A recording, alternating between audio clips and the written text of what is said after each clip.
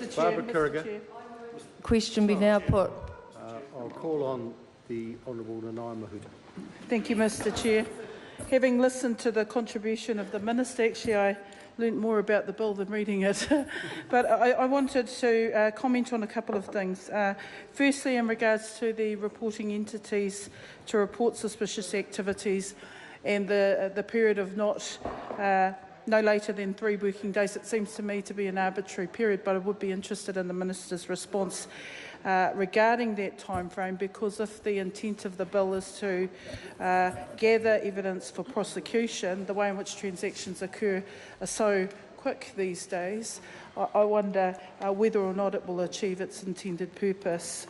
So as I was reading this part of the bill, section 40, 41, and considering the contributions that were made by colleagues, one of the things that occurred to me was the issue of an oral report.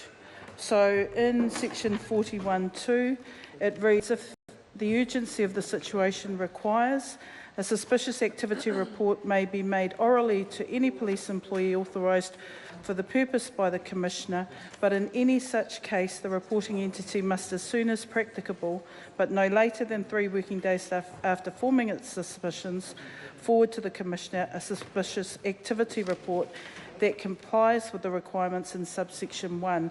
Now, again, going back to the purpose of that subsection, if an oral report is intended to propel action, then what amount of evidence or what are the types of things in an oral report that could give urgency for action to be taken, and it's not that clear to me, and I would appreciate a clarification from the Minister, as it seems to me that while a suspicious activity report is intended to occur in a formal way, there is an exception. And if the exception is intended to address the issue of time frame or action to be taken within a quicker period, then what are the things that must be captured in an oral report?